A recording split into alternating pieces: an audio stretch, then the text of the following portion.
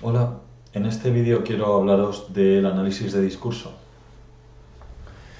Dado que es una secuencia con diferentes fases, voy a plantearlo en dos fragmentos, en dos vídeos diferenciados. El primero voy a llegar hasta un mapa semántico y en el segundo os voy a tratar de hablar o de presentar el concepto de síntesis. Bien, pues este entonces trata sobre todo el proceso secuenciado para llegar a un mapa semántico.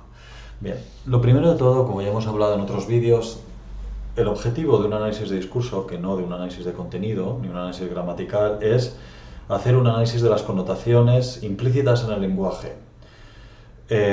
Lo que vamos a hacer básicamente es romper las sintaxis gramaticales tradicionales para crear un nuevo sentido, un nuevo significado.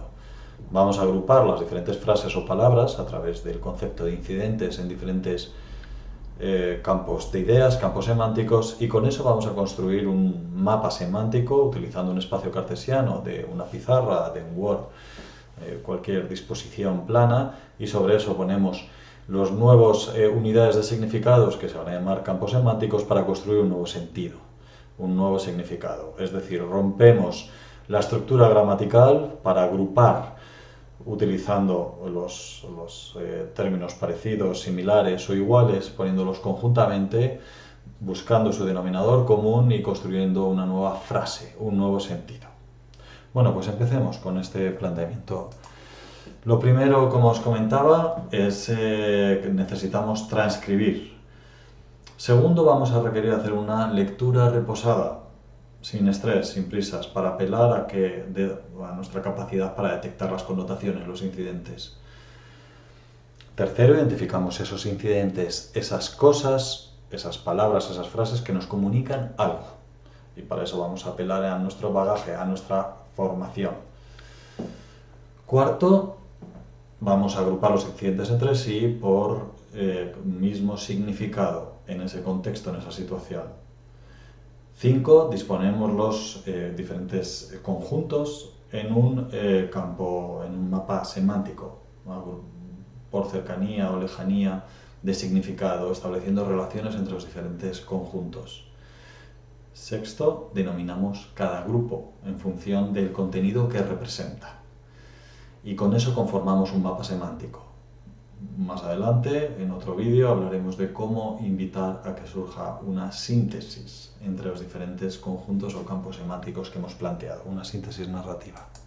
Bien, entonces lo primero de todo es transcribir. Sacamos el contexto, la comunicación de su contexto y transcribimos con la intención de controlar las variables contextuales y poder tener un espacio sincrónico que nos permita hacer un análisis de las connotaciones, ya que en el hecho comunicativo, imbuido en un determinado contexto, es complicado, difícil o no tenemos las habilidades suficientemente entrenadas para poder hacer una lectura connotativa. Lo que estamos tratando en la pauta de comunicación es intentar entender y comunicarnos en el proceso de interacción comunicativa y lo que vamos a hacer con la transcripción es poder desgajar ese acto comunicativo de su contexto para con posterioridad, como es el momento ahora, analizarlo. Lo que sí que tenemos que respetar es la literalidad del mensaje, literalidad, literalidad, literalidad. Respetamos silencio, respetamos expresiones, respetamos fallos, respetamos palabras malsonantes, mostramos incluso el tiempo que dura un silencio y lo que hacemos es representar lo más fielmente posible la transcripción del discurso, como en este caso de un discurso a una persona presa, un presidiario, que te explico si hay una diferencia y además es muy importante. Yo pienso, yo soy una persona que reflexiona mucho, yo soy muy curioso, entiendes y reflexiono mucho, mucho cuando las cosas realmente merecen la pena esa reflexión. Literalmente reproducimos el mensaje escrito. O en este otro caso, hablando de la infancia, por padres y madres, y se referían a sus hijos como son reyes de su propio caos y tiranos, son reyes en la tiranía que ejercen y ascienden hasta donde pueden, empezando por ese desorden que comienza en el orden de lo familiar. hay un orden superior, digamos, que se proyectó en lo escolar, etcétera, etcétera. Literalidad, literalidad, literalidad.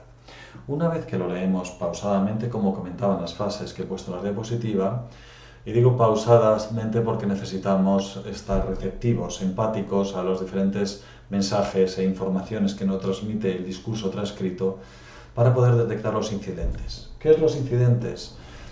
Ese vehículo, ya sea una frase o una palabra, que nos transmite cosas, nos transmite significado, connotaciones.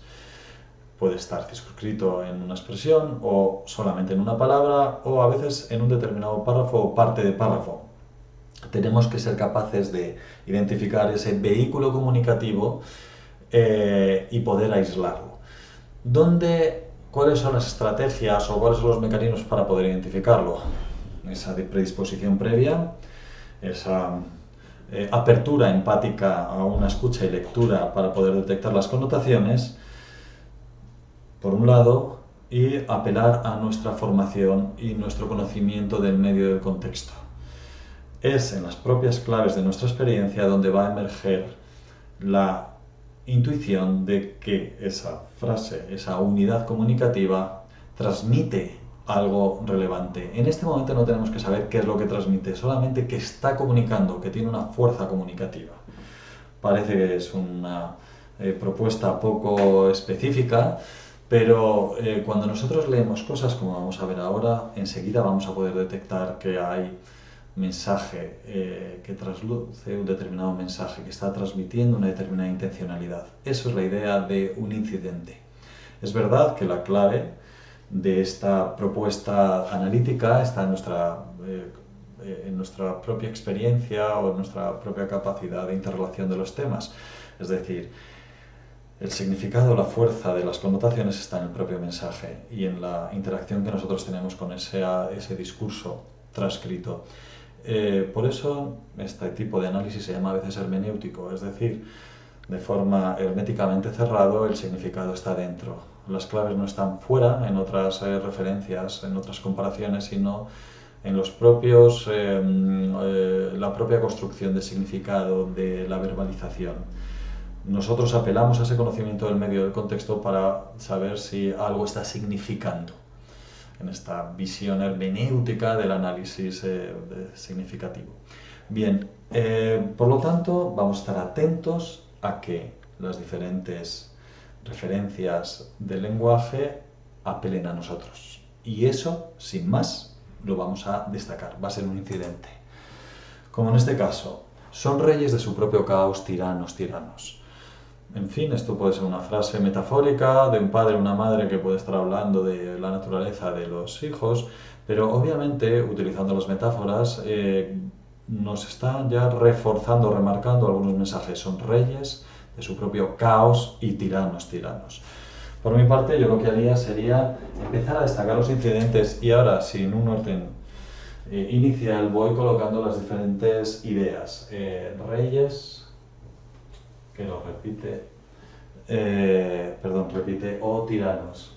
Un tirano y un rey no es lo mismo, pero en este texto probablemente sí lo está utilizando como si fueran sinónimos. Y los pongo juntos porque considero que tienen una misma carga connotativa. Y por otro lado me aparece el concepto de caos, que en otro lado de la pizarra me atrevo a ponerlo inicialmente desconociendo el orden o la colocación de los diferentes significados entre sí, cómo están interrelacionados. Continúo leyendo y son reyes en la tiranía que ejercen. Vuelven a aparecer las mismas ideas de reyes y tiranías. No es necesario subrayarlo ni contabilizar las veces que aparece, pero solamente remarcar que son ideas, fuerzas que se están utilizando en este discurso para transmitir, vehicular un determinado significado. Y que ejercen y las tienden hasta donde pueden. Podríamos hablar de extensión también de esta tiranía o de esta voluntad caprichosa que parece que se están refiriendo cuando hablan de los menores. Empezando por ese desorden que comienza en el orden de lo familiar. Son frases sin más dichas al calor de un coloquio, de un grupo de discusión, pero no sé si os produce la misma sensación que a mí, pero la idea de desorden la voy a vincular cerca de caos. Caos y desorden estrictamente no es lo mismo, pero en este texto puede ser que sí. una imagen determinada de las cosas desordenadas o caóticas y que comienza en el orden de lo familiar, antepone una determinada desorden con cierto orden familiar que lo voy a poner en otro lugar sin saber específicamente su colocación. Lo bueno de trabajar en una pizarra, y por supuesto hay programas informáticos que nos ayudan a esto, es que puedo borrar y recolocar en el caso que el discurso me vaya encaminando hacia otras estructuras.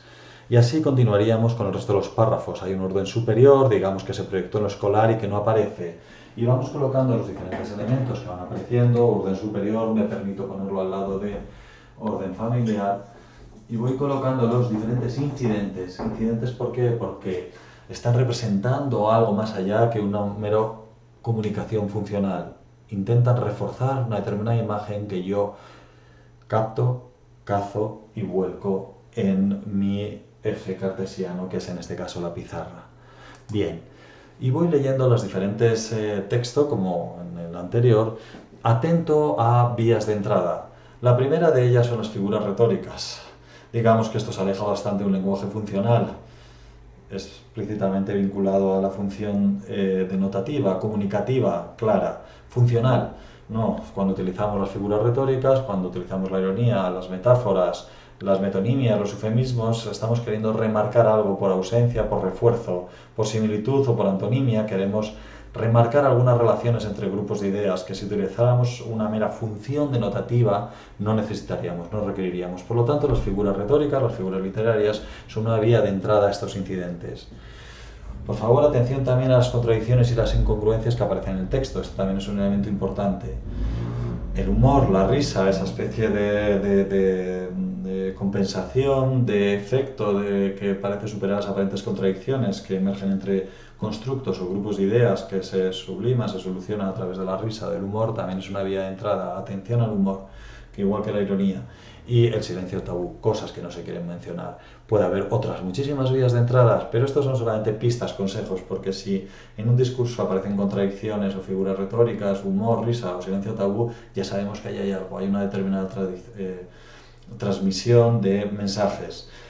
Las contradicciones que pueden aparecer bajo nuestra lógica racional, normalmente en el análisis de discurso lo que hacen es evidenciar una determinada fuerza o juego entre conceptos que igual en el orden cognitivo del informante no son contradictorios, aunque a nuestros ojos o la forma en que se está verbalizando sí lo parezcan. Atención entonces a esas incongruencias.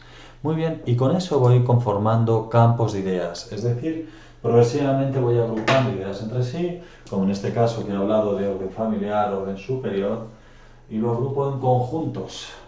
Igual que los reyes, tiranos o extensión de ese poder lo agrupo, o también el conjunto de ideas relacionado con el caos o el desorden que también lo agrupo en un determinado conjunto. Y de momento ya va emergiendo unos nuevos conceptos, unidades comunicativas o de significado, que son los campos semánticos. Es decir, en este texto, en esta visión hermenéutica, reyes, tiranos o extensión son sinónimos, o orden familiar y orden superior también, o caos y desorden también pueden ser lo mismo. Voy a utilizar 4 herramientas principales para construir estos campos semánticos. La semejanza, tienen que ser sinónimos en ese contexto, en esta situación de un solo mensaje, en cada conjunto solamente tiene que haber una única idea y tienen que ser diferentes entre sí. Esto me recuerda mucho estadísticamente al concepto de ANOVA, que es conjuntos homogéneos internamente y heterogéneos con el resto. Además, os propongo 2 mecanismos adicionales para saber que vamos por el buen camino, por esta mecánica de las connotaciones, que sería la saturación. Va a haber ideas que están completamente saturadas, imaginaros que siguen hablando de reyes, de tiranos, de monarquías, etc. La idea estaría saturada a través de los diferentes momentos del discurso, diferentes informantes, y la idea de intercambiabilidad. Los conceptos tienen que poder ser intercambiables, no fuera de un contexto, sino en la situación en la que estamos analizando. Bien, estas 4 pistas nos van a ayudar a conformar estos campos de ideas o campos semánticos. Y seguiríamos con este trabajo de hay un orden superior que ya estaba escrito, digamos que se proyectó en lo escolar, se proyectó en pasado llamativo, que se utilice el pasado para eso, utilizo en para verbos, para acciones, flechas. Estos son simplemente formas gráficas de mostrarlo y es interesante combinar las palabras con los dibujos o con los símbolos. Se proyectó en escolar y hablando de dibujos y símbolos vamos a pintar una casita que es una escuelita con que se proyectó ese orden y que no aparece, que no está. Pues me permito el lujo de poner no aparece el orden como dentro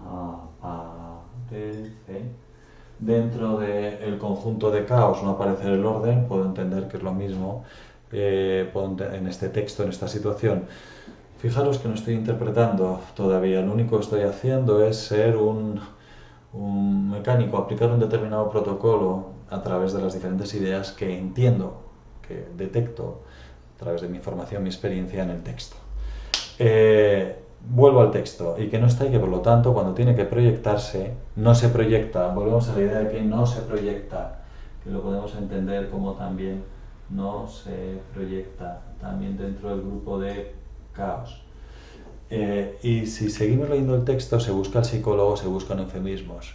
Si esto se suelta descontextualizado nos puede parecer una locura de texto, pero seguro que el informante, la informante que lo dijo tenía una determinada intencionalidad comunicativa y nosotros podemos rescatar en otro campo idea diferente a los anteriores la idea de psicólogo o la idea de eufemismo. Qué llamativo que referencien también una figura retórica en el propio discurso. Y así seguiríamos construyendo estos campos de ideas. Insisto en esta visión de la saturación teórica. ¿Cuándo acaba este trabajo?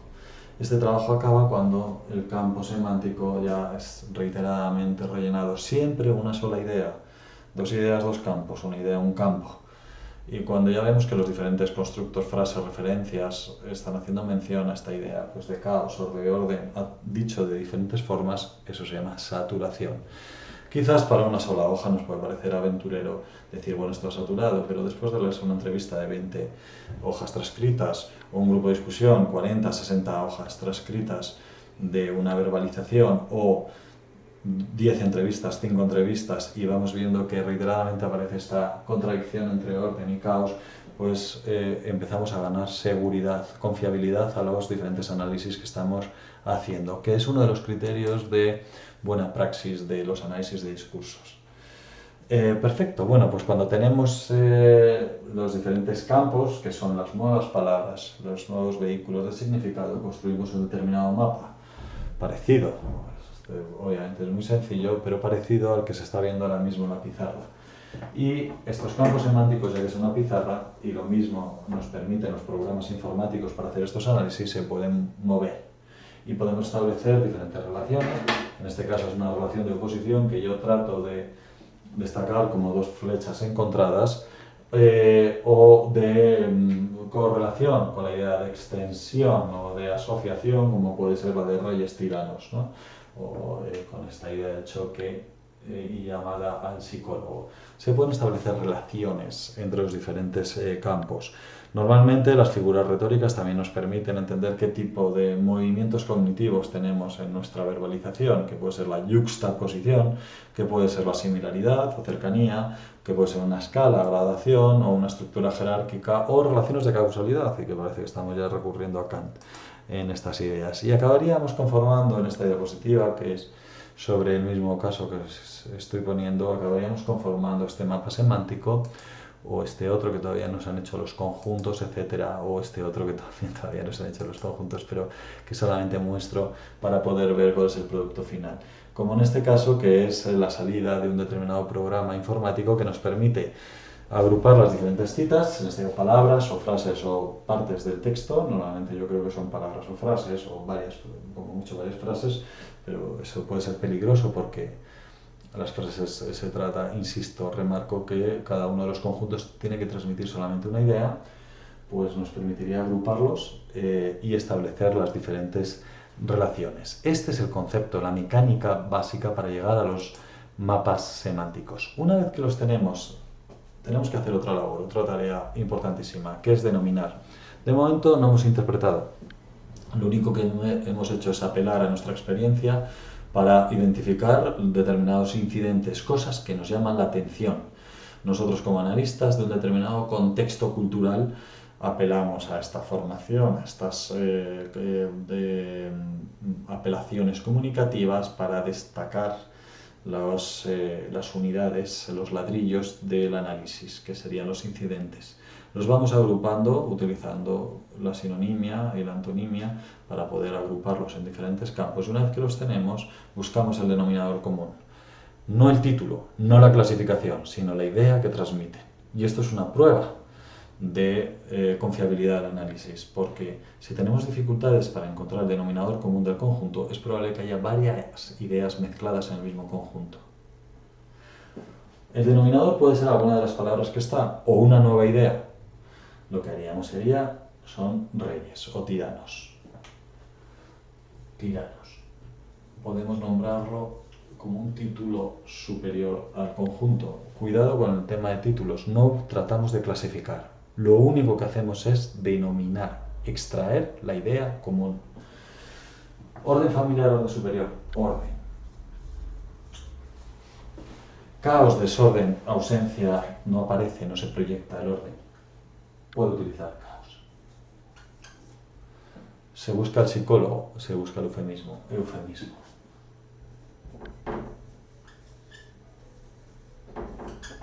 De momento no he tenido ni que leer a Freud, ni recuperar las lecturas de Ibáñez, ni hacer nada especial para hacer este análisis de discurso. Lo único que tengo que hacer es detectar vehículos comunicativos que apelan a determinadas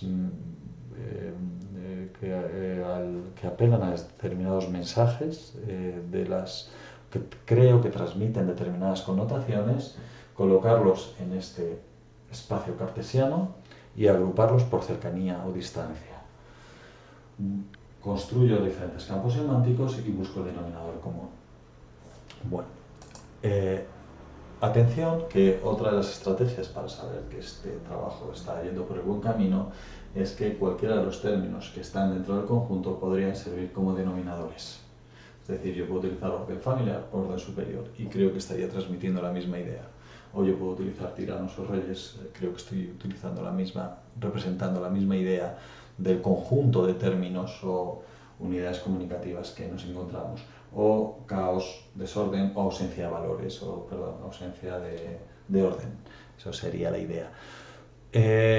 Con esto chequeo, compruebo que los conjuntos están correctamente conformados. Y de esta forma concluyo con un mapa semántico que me va a permitir con posterioridad producir una determinada síntesis interpretativa que espero poder contarlo en otro vídeo. Muchas gracias por la escucha de este taller que de forma muy esquemática trato de representar el análisis de discurso.